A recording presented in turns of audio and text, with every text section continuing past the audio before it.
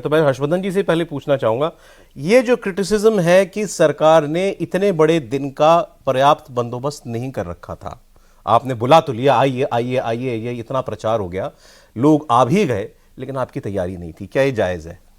नहीं, देखिए, अब चूंकि इतनी हृदय विदारक दुर्घटना हुई है, लोगों ने अपने परिजनों को खोया है, घायल हुए हैं, और उस वक्त मैं अगर ये कहूँगा तो जो लोग ये देख रहे होंगे अभी उनको लगेगा कि मैं ये कैसे कह सकता हूँ कि इंतज़ाम बहुत अच्छा था। लेकिन मैं ये इसलिए कह रहा हूँ कि मैं 11 तारीख से अब तक 8 दिन कुंभ क्षेत्र में रह चुका हूँ। मेरा घर दारागंज मोहल्ले में है जो कुंभ क्षेत्र ही है, और बिना किसी हिचक के कह सकता हूं 2001 से हर कुंभ और अर्ध कुंभ की मैंने रिपोर्टिंग की है कि इतने शानदार इंतजाम कभी नहीं रहे, कभी नहीं रहे। मतलब इसमें कोई मुझे हिचक नहीं कहने में।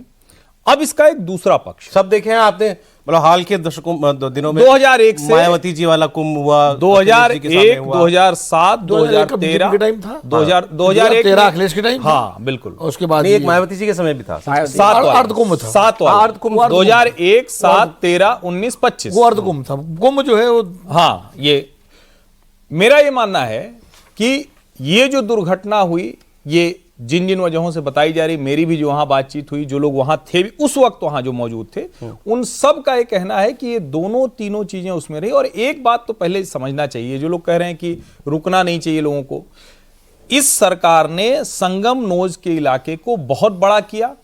वहां महिलाओं के लिए चेंजिंग रूम बनाए गए, दूसरे हिस्से में सड़क आती है, एक तरफ इस तरफ जो पैरा पुआल पड़ा हुआ है, इसीलिए कि वहां मतलब पानी से लोग निकल कर आएंगे तो गीला ना हो जाए, लोग गिरे ना, उसमें भगदड़ पहले होती थी कि घाटे ही पे पिछल पिछल के लोग गिरते थे, और उसमें छोटी मोटी भगदड़ तो कई बार होती थी। अब वो सब नहीं होता है। दूसरी तरफ शौचालय बने हैं, दूसरी तरफ एक लाइन से शौचालय हैं, क्योंकि ये जो महिलाएं, ये जो बच्चे, ये जो पुरुष आते हैं, ये कोई टेंट वाले नहीं आते हैं, ये आते हैं वहीं रुकते हैं, नहाते हैं, जाते हैं। और ये जो कह रहा है, अगर पुलिस के लोग भी कह रहे हैं कि भैया वहां जो लोग थे उनकी वजह से हो गया, इसका मतलब पुलिस अपनी विफलता को छिपाने की कोशिश कर रही। जो लोग वहां जाते हैं वो बाकायदा अपना, जिसको कहें कि झोला झंडा लेकर जाते हैं, बैग लेकर जाते हैं, बच्चा परिवार लेकर जाते हैं, नहाते हैं, चले जाते हैं। नहीं, सो रहे थे वहां लोग, सोते भी हैं लोग, 2 घंटे 3 घंटे के लिए आके सोते हैं। तो इसलिए रहे होंगे कि रात में आ गए, वो सुबह मुहूर्त होगा 12 बजे के बाद तो स्नान करेंगे। और आमतौर पे उनकी इच्छा होती है कि अमृत स्नान हो जाए साधु संतों का, वो उसकी चरण रज लें और उसके बाद वो स्नान करें।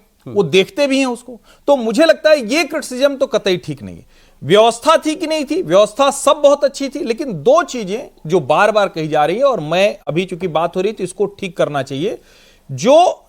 एग्जिट पॉइंट्स हैं उसकी क्लियरेंस बहुत कमजोर है। अच्छा, ये सामान्य दिनों में, यानी व्यक्ति आया तो आप आने की व्यवस्था करें, जाने की व्यवस्था तेज होनी, निकासी की व्यवस्था, और निकासी की व्यवस्था अगर तेज नहीं होगी तो वहां लोग जमा होंगे, और इसकी वजह से दुर्घटना। 2 बातें मैं बता सकता हूं अभी आपको, जो अभी जो इनपुट आ रहा है वो ये, पहला तो ये कि यूपी सरकार अभी एक प्रेस कॉन्फ्रेंस करेगी, जल्दी बताया जा रहा है, कभी भी कर सकती है, और उसमें बाकायदा पूरा विवरण होगा कि कल रात को क्या हुआ और मृतक जो हैं, घायल जो हैं, उनकी एग्जैक्ट संख्या क्या है, वो सब बताया जाएगा। हमने भी जो सवाल पूछा ना कि क्यों नहीं बता रहे, तो वो थोड़ी देर में बताया जा रहा है, बाकायदा प्रॉपर प्रेस कॉन्फ्रेंस करके यूपी सरकार बनाएगी, तो ये बहुत अच्छी बात है।